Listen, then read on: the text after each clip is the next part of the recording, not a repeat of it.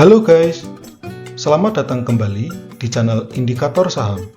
Saham jarum suntik adalah istilah populer di kalangan trader Indonesia untuk menyebut pergerakan harga saham yang awalnya tenang, cenderung datar, lalu tiba-tiba melonjak tajam dalam waktu singkat. Pola ini sering mengejutkan karena kenaikan harga biasanya disertai dengan volume transaksi yang mendadak besar. Namun, perlu diwaspadai karena setelah lonjakan, harga kerap kembali turun secepat kenaikannya, sehingga terkadang meninggalkan shadow atau ekor di atas body candle, yang bentuknya kalau kita lihat mirip jarum suntik. Saham-saham seperti ini biasanya menghasilkan cuan kalau kita punya ilmunya. Jadi tonton sampai selesai ya. Sebelum kita mulai, silahkan subscribe dulu agar kalian tidak ketinggalan video-video yang selanjutnya. Dan gabung berlangganan untuk mendapatkan pertama, akses penuh ke video-video yang berisi rumus-rumus terbaru. Kedua, postingan info saham yang menarik di hari itu. Dan yang ketiga, ada grup diskusi Telegram yang bisa kalian ikuti selagi masih promo. Selanjutnya, kalian bisa tonton semua video dalam channel ini dan temukan formula trading saham yang cocok buat kalian. Selanjutnya, berikut ini adalah persepsi saya tentang saham jarum suntik. Pertama, ini saham volatil dengan fluktuasi harga yang besar. Kemudian, terlihat dari rentang harga atau persentase perubahan harga. Biasanya dipengaruhi sentimen pasar, indikator ekonomi, berita spesifik perusahaan, dan lain-lain. Dan ini menjadi pertanda euforia dalam waktu panjang ataupun singkat. Selanjutnya, berikut ini adalah kriteria saham jarum suntik yang akan kita gunakan untuk BSJP. Kriteria yang pertama, 2 hari berturut-turut saham naik minimal 10%, dan ini bisa dengan shadow ataupun tanpa shadow. Yang kedua, nilai transaksi 5 hari terakhir minimal 1 miliar rupiah.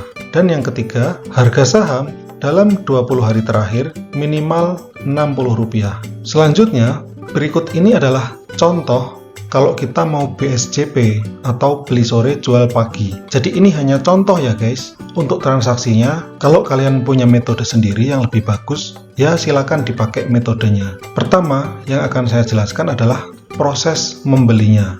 Jadi ini proses belinya itu di hari H, di sore hari antara jam 15:51 sampai dengan 15:57. Jadi pada waktu ini ya kita harus melakukan analisa, memilih saham, termasuk juga membeli sahamnya. Jadi waktunya sangat singkat ya guys. Tapi kalau kalian mau analisa duluan dari jam 3 ya nggak apa-apa. Nanti jam segini kalian tinggal pilih sahamnya. Langkah-langkahnya lebih detailnya, yang pertama, kalian buka screener saham DSI, kemudian kalian analisa dan pilih sahamnya. Kalian harus menghindari saham yang sudah UMA, unusual market activity. Nanti takutnya kalau kalian beli saham yang UMA, nanti bisa kena suspend. Kemudian saham yang sedang cum dividen, karena besoknya bisa jadi anjlok. Saham repo, tidak dijamin, lagi ada bad news, dan lain-lain. Langkah terakhir adalah kalian tinggal membeli sahamnya dengan cara meng-HK pada harga 2 tick di atas harga close. Sebagai contoh, pada saat closing harga saham 750. Ya kalian beli 2 tick di atas 750 ini, yaitu beli di harga 760. Setelah itu, ya kalian tinggal nunggu pada jam 4 apakah kalian dapat sahamnya atau tidak. Seandainya kalian sudah mendapatkan sahamnya, ya kalian tinggal jual besok paginya. Jualnya adalah 2% di atas harga beli. Kemudian kalian bisa mempertimbangkan cut loss jika minusnya sudah di bawah 2%.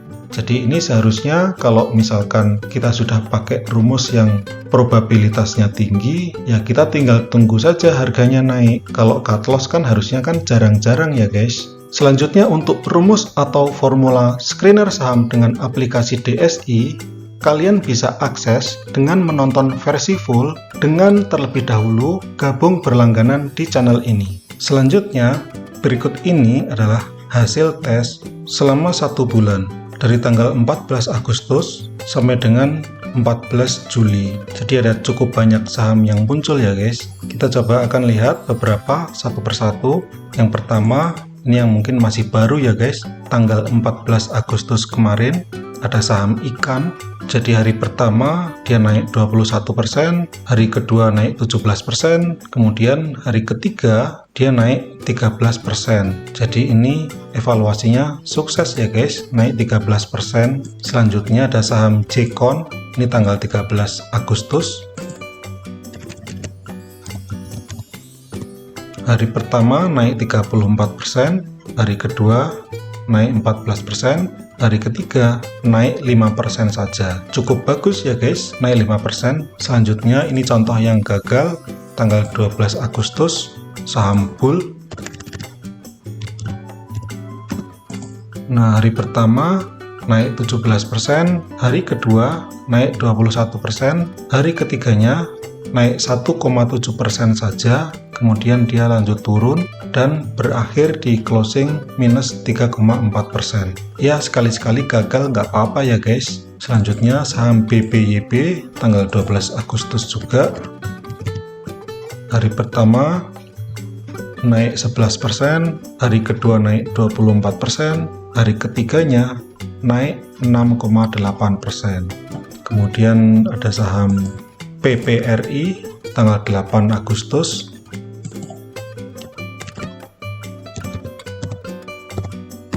Ini ya guys, pertama naik 32%, hari kedua naik 24% lebih, hari ketiganya naik 21%. Kemudian kita lihat lagi ada saham film tanggal 7 ya. Hari pertama naik 21%, hari kedua naik 19%, hari ketiga naik 8% saja. Kemudian ada saham SCMA tanggal 4 Agustus. Hari pertama naik 15%, hari kedua naik 10% saja, hari ketiga naik 8%. Lanjut ya guys, ini contoh yang kena suspend, saham Coco